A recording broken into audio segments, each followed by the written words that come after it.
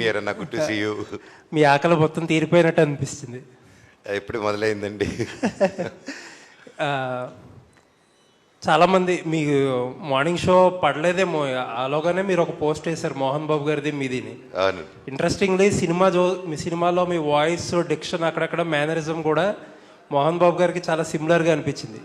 ఏంటది ఇన్బిల్ట్ వచ్చిందా, లేకపోతే ఏదన్నా కావాలని ట్రై చేశారా, లేకపోతే ఏదైనా రిక్వైర్మెంటా?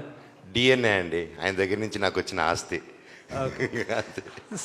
సరే, ఇప్పుడు ఆస్తి టాపిక్ వచ్చింది కాబట్టి ఒక హార్డ్ డిస్క్ ఒకటి మిస్ అయ్యింది, మీ దగ్గర ఉందని అంటున్నారు. మీకు ఇచ్చాను, ఎక్కడుంది? కదలప్ప,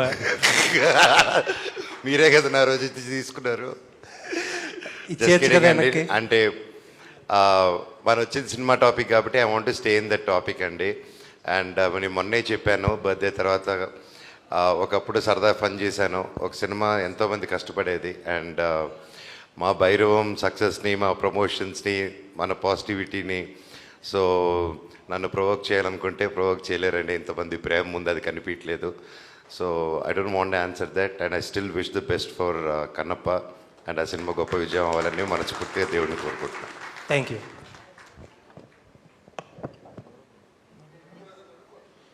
విజయ్ భయ్యా, ఈ కథని డీల్ చేయడంలో మీకు ఎక్కువ కష్టం అనిపించిందా, ఈ ముగ్గురు హీరోల్ని డీల్ చేయడంలో ఎక్కువ కష్టం? స్క్రీన్ మీద ఎవరి ఇంపార్టెన్స్ వాళ్ళకుంది, ఎవరి ప్రెజెన్స్ వాళ్ళకుంది, ప్లస్ చాలా బ్యాలెన్స్, అంటే క్యారెక్టరైజేషన్స్ కూడా అంత బ్యాలెన్స్డ్గా ఉన్నాయి, చాలా వేరియేషన్స్ కూడా ఉన్నాయి. సో వీళ్ళ ముగ్గురు ఈగోని సాటిస్ఫై చేయడంలో కానీ, వీళ్ళ ముగ్గురిని హ్యాండిల్ చేయడంలో కానీ మీకున్న ఎక్స్పీరియన్స్ ఎలా ఉపయోగపడింది, ఎంత కష్టపడ్డారు? అంటే ముగ్గురిని హ్యాండిల్ చేయడం చాలా ఈజీ అయింది. నాకు ముగ్గురిని హ్యాండిల్ చేయడం చాలా ఈజీ అయింది. కథలో 3 క్యారెక్టర్ని బ్యాలెన్స్ చేయడం కొంచెం కష్టమైంది. కథ చేసుకున్న ప్రాసెస్లో, అంటే చేంజెస్ చేసుకున్న ప్రాసెస్లో 3 క్యారెక్టర్స్ని బ్యాలెన్స్ చేయాలి, ఆ ఇమేజ్ని పెట్టుకోవాలి. కంబ్యాక్ వస్తున్నారు కాబట్టి ప్రేక్షకులందరూ బాగా కనెక్ట్ అయ్యేలా ఉండాలి, 3 క్యారెక్టర్స్ కూడా అనేసి కథలో కొంచెం నాకు టైం పట్టింది. కానీ ఆన్ షూట్ మాత్రం నాకు ముగ్గురితో చాలా ఈజీ అయిపోయింది. శ్రీని గారు, సార్ అంటే సీత నుంచి ప్రయాణం మళ్ళీ కొత్తగా స్టార్ట్ అయిన అనిపించింది. సీత, రాక్షసుడు, భైరవం చూస్తుంటే ఈ అండర్ డాగ్ క్యారెక్టర్స్ అనేవి మీకు బాగా వర్కౌట్ అవుతున్నాయి. అంటే పెర్ఫార్మెన్స్ వైజ్ చూసుకున్నా మీకు సినిమా బై సినిమా పెర్ఫార్మెన్స్ గురించి మాట్లాడుకుంటున్నారు ఈ 3 సినిమాల్లో. భైరవంలో కొన్ని సీక్వెన్స్లు అయితే టాప్ నాచ్ అనిపించింది. ఒక ఆర్టిస్ట్గా ఒక అప్లిప్ చూస్తున్నాం cinema by cinema. Bhairavam journey అనేది ఒక ఆర్టిస్ట్గా మెమరబుల్ అని మాకు అనిపిస్తుంది, ఆడియన్స్గా. మీ ఎక్స్పీరియన్స్? డెఫినెట్గా అండి, నాకు చాలా చాలా హ్యాపీనెస్ ఇచ్చింది. యాజ్ ఎ పర్ఫార్మర్గా ప్రతి ఒక్కళ్ళు ఈ సినిమా గురించి మాట్లాడుతున్నప్పుడు that's what my main aim is. ఎందుకంటే ఒక యాక్టర్గా లాంజివిటీ ఉండాలంటే మట్టుకి పర్ఫార్మెన్సే. That's what I believe in. And ఇంత మంచి కథ దొరికినందుకు ఎప్పుడైనా కథ కూడా ఉండాలండి, సినిమా ఉండాలి, కథ ఉండాలి. అప్పుడు మనం ఏం చేసినా హైలైట్ అవుతుంది. లేకపోతే ఇప్పుడు కథ గొప్పగా లేకపోయింది అనుకోండి, సీన్స్ గొప్పగా లేకపోతే మనం ఎంత చేసినా కూడా కనిపించదు. సో అంత మంచి స్పేస్ నాకు ఈ సినిమా దొరకడం నాకు చాలా హ్యాపీనెస్ ఇచ్చింది. And it's definitely one of my most memorable film అండి. రోహిత్ గారు, సార్ అంటే ఒక ఇంటెన్సిటీని ఎక్కడ తగ్గించకుండా ఒక సెటిల్నెస్ని యాడ్ చేశారు. మాకు కంపారిటివ్లీ చూస్తే అది చాలా సూపర్గా వర్కౌట్ అయింది అనిపించింది. Thank you. ఒక అంటే మీరు తీసుకున్న జాగ్రత్తలు ఏంటి, కంపారిజన్స్లోకి వెళ్లకుండా మీ ఓన్ వర్షన్ డెలివరీ చేయడానికి కాన్షియస్గా తీసుకుని డెసిషన్? యాక్చువల్ రైట్ టీమ్ ఉండడం ఇస్ ద బెస్ట్ థింగ్ అండి. విజయ్ క్లారిటీ ఉంది, సో ఏ క్యారెక్టర్ ఎలా బిహేవ్ చేయాలనేది. సో విజయ్తో మాట్లాడి ఇలా చేస్తున్నాను ఓకే కదా అనుకొని అలా చేయడం జరిగిందండి. మనోజ్ గారు, రోరింగ్ పెర్ఫార్మెన్స్ అంటున్నారు సార్. అంటే వాయిస్తో సీన్ని డామినేట్ చేశారు, సీన్లో ఉన్న వాళ్ళని డామినేట్ చేశారు అని కామెంట్ వస్తుంది. ఎలా తీసుకుంటారు? దట్ క్యారెక్టర్ హ్యాస్ దట్ ఇదండి, అండ్ ఆ క్యారెక్టర్కే అంత డెప్త్ ఉంది, వాడికి అంత చాలా వరకు ఆ పెయిన్ ఉంది.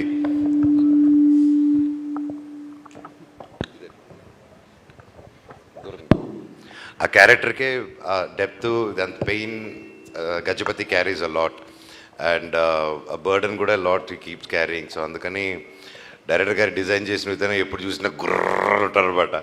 ఆర్ఆర్ కూడా అద్దరుగా అని పెట్టాడు. సార్ నాకు ఈ సినిమాకి నేను డబ్బింగ్ కష్టపడ్డంత ఏ సినిమాకి కష్టపడలేదు ఇప్పటివరకు నా కెరియర్లో. ఆయన అసలు కాంప్రమైజ్ అవ్వలేదు డైరెక్టర్ గారు, చెప్పించి like finally that was output. Thank you director గారు. ఐ ఓ యూ అలాట్ అండి.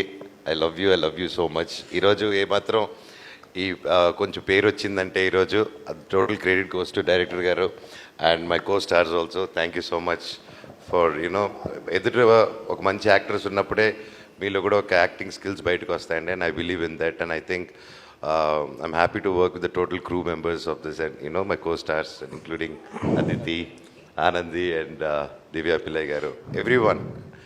ఎస్ అండి. మనోజ్ గారు ఇక్కడ 9 years తర్వాత ఆల్మోస్ట్ రీఎంట్రీ ఇచ్చారు. సో మీ పర్ఫార్మెన్స్ గురించి మాట్లాడుతున్నారు అందరూ. అండ్ మీకు వచ్చిన బెస్ట్ కాంప్లిమెంట్ ఏంటి? ఇండస్ట్రీలో కూడా మీరు చాలా ఫ్రెండ్స్ ఉన్నారు, మీకు చాలా క్లోజ్గా మూవ్ అవుతారు హీరోలతో గట్ట అండ్ ఆడియన్స్ నుంచి. కానీ ది బెస్ట్ కాంప్లిమెంట్ ఏంటి ఇండస్ట్రీ ఆర్ ఆడియన్స్? ఒకటని చెప్పలేనండి అలాగ ఒక్క బెస్ట్ కాంప్లిమెంట్ అని. ఓన్లీ థింగ్ యునానిమస్గా ఆన్ అన్ యావరేజ్ నేను వినింది వచ్చేసి we missed you a lot and screen మీద వచ్చినప్పుడు ఇట్ వాస్ సో ఎమోషనల్ అని. And I'm really thankful.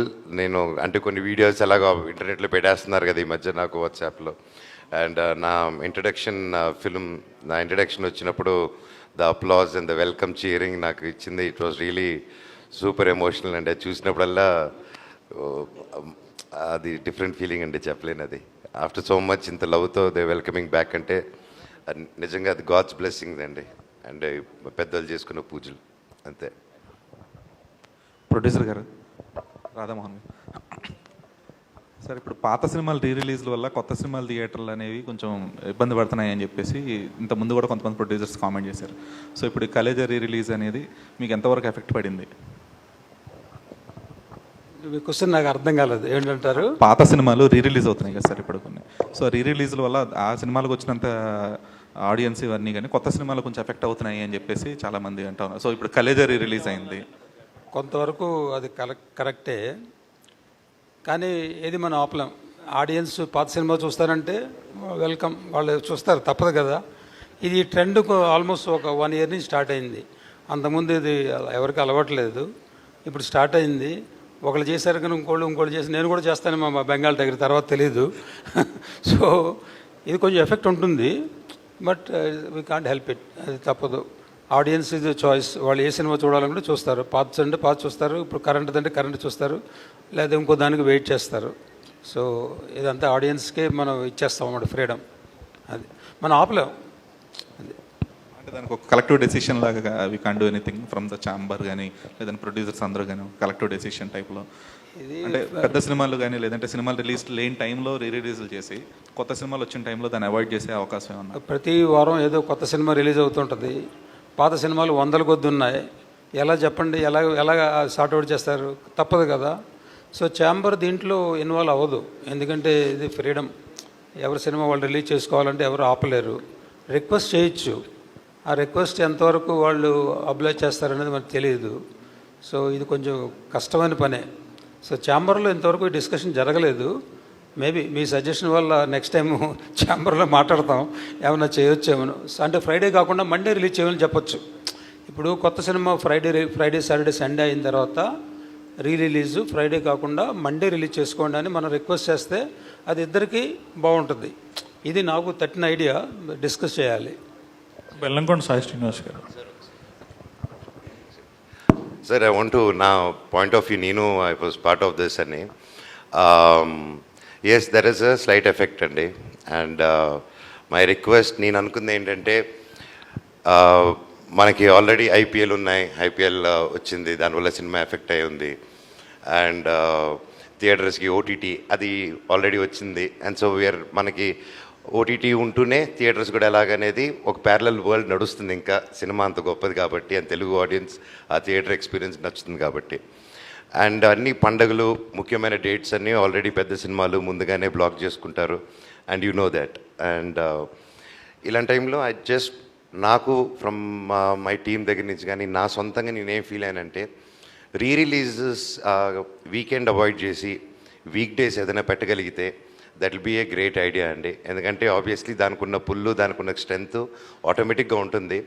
And మన తెలుగు సినిమాని మనమే ఇంకో తెలుగు సినిమాతో చంపుకోవడం ఇన్ ద సెన్స్ ఒక ఎఫెక్ట్ రావడం అనేది I don't think that's good practice. But then weekends అందరూ ఆర్గ్యూ చేయొచ్చు, వీకెండ్స్కే టైం దొరుకుతుంది అనేసి. ఇట్స్ పెద్దవాళ్ళు కూర్చొని కలెక్టివ్ డెసిషన్ తీసుకుంటే I think it will be a great thing అండి. కీపింగ్ అగైన్ అన్ని పండుగలు అన్ని మంచి డేట్స్ అన్ని తీసుకుంటారు కాబట్టి. So I think there should be some collective decision on this అండి.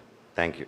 బెల్లంకొండ సాయిష్ గారు ఇక్కడ మీ పర్ఫార్మెన్స్ గురించి ఎక్కువగా క్లైమాక్స్ అలాగే ఇంటర్వ్యూలో ప్రీ ఇంటర్వ్యూల గురించి మాట్లాడుతున్నారు. ఆ పూనకం షార్ట్స్ బాగా వైరల్ అవుతున్నాయి. దానికి ఎంత హోంవర్క్ చేశారు మీరు సినిమా?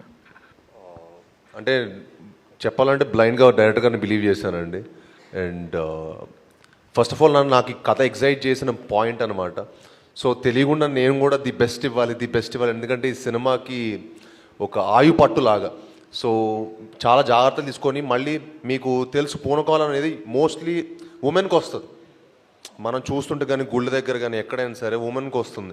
యాక్చువల్లీ నిన్న నాకు ఒక జర్నలిస్ట్ గారు చాలా మంచి కాంప్లిమెంట్ ఇచ్చారు. సార్ మామూలుగా పూనకం అనేది లేడీస్కి వస్తుంది కానీ మీరు చేస్తే అది చాలా బిలీవబిలిటీగా ఉండింది. అండ్ అంత ఈజీ కాదు, చాలా ఛాలెంజింగ్గా తీసుకున్నట్టున్నారు మీరు. ఎందుకంటే చాలా కత్తు మీద సాధనలాగా అండి. ఏంటంటే అది వెరీ ఛాలెంజింగ్. అటు వెళ్ళకూడదు, ఓవర్పడకూడదు, అటు తక్కువ అవ్వద్దు. సో ఆ కరెక్ట్ మీటర్ని పట్టుకోవడం అనేది చాలా టఫ్. బట్ లక్కీలీ నేను డైరెక్టర్ గారు కరెక్ట్ మీటర్ పట్టుకొని దాన్ని చేయడం జరిగింది. లిటరలీ